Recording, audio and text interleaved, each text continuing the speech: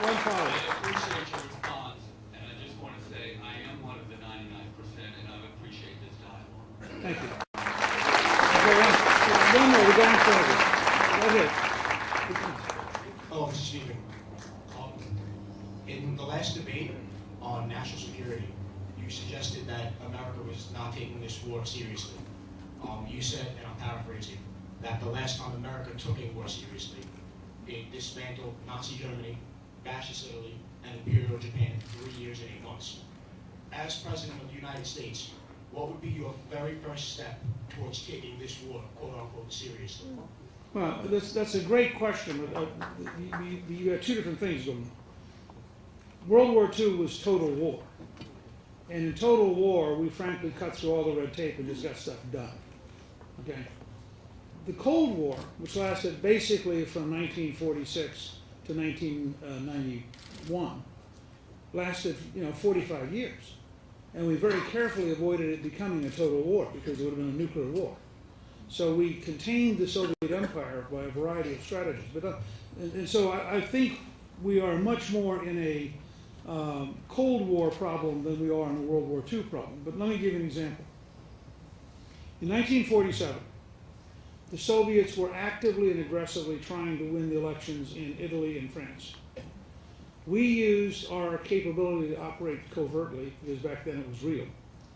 And we funneled money to every non-communist group, including, frankly, left-wing socialist groups, because we wanted to capture every vote we could away from the communists.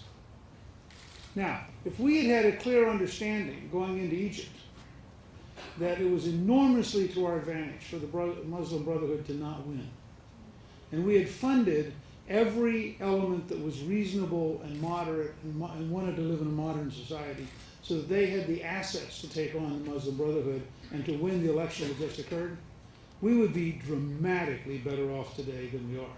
We have no ability in the State Department or the intelligence community to understand and wage a long-term covert campaign designed to create a moderate Islam that is prepared to live with us without violence. And the result is we are gradually seeing Islam being pulled by Saudi money and Iranian money in a direction that is very, very bad for the future of the United States. And I think that's the kind of thing where I think you've got to, but I draw a distinction. In terms of, for example, because I used the analogy of World War II to explain building a fence on the border. We are going to draft a bill that says basically we're waiving all federal regulations to get the border built, period. And we want it done in 1 year. And that's the kind of cut through the red tape program. Over here, what you need is a grand strategy with a lot of subtle steps. Listen also to the movie on Pope John Paul II, going back to Poland, in June of 1979 for 9 days. It's called 9 Days That Changed the World. In that movie, you see, and we did it because both Lech Wałęsa in Poland and Václav Havel in the Czech Republic said to us, this was the decisive moment in breaking the Soviet Empire. These 9 days so aroused the people of Eastern Europe, reminded them of religious liberty, reignited their passion, that they never gave up for 10 years and they broke the Soviet Empire.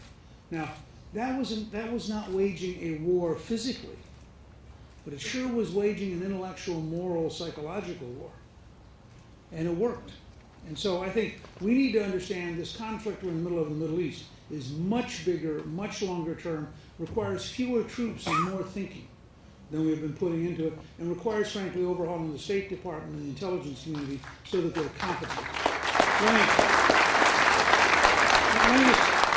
We're going to sign some books and things, and we've got to also go over and do a forum tonight with Huckabee at Fox, so we have some skills in place.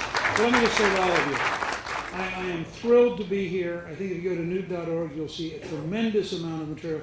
We look forward to meeting as many of you as possible later on in a few minutes, and I'm just very, very grateful so many people came out and said, thank you very much.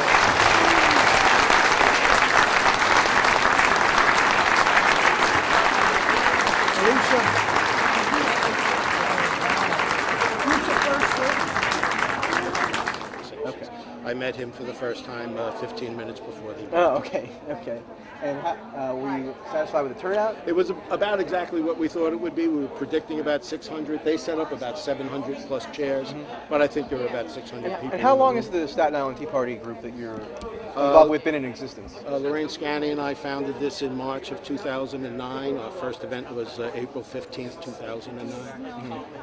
We went from 2 people, Lorraine and I, to 2,000 people in that ensuing time. What was your line of work at that time when you Oh, founded it? I was a real estate investor and an entrepreneur. I've been in and out of various And businesses. have you been a Staten Island resident for a while? 25 years. Okay.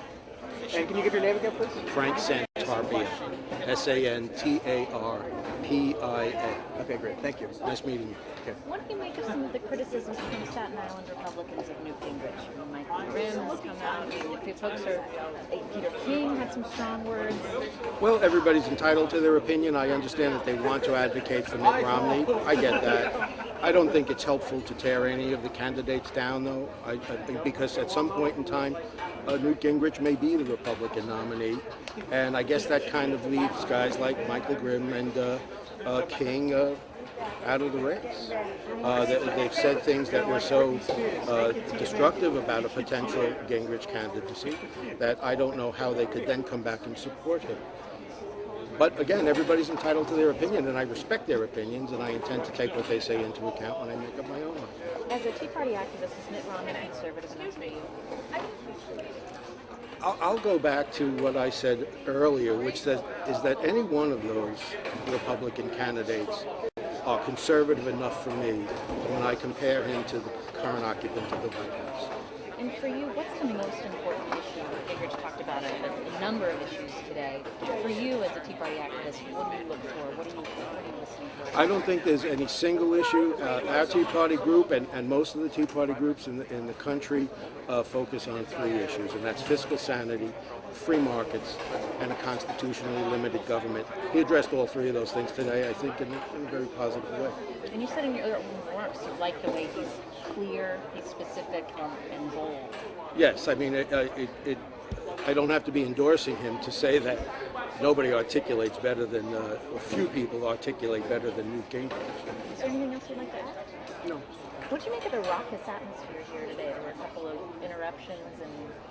This is America, this is democracy. We kind of figured that there would be, and I think that the crowd handled it well, and the candidate handled it well. I don't think it was a bad thing in any way.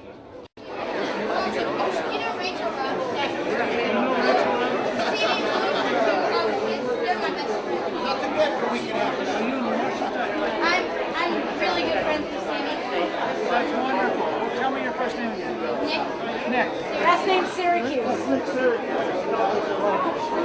That's great. That's fun. Thank you, Nick.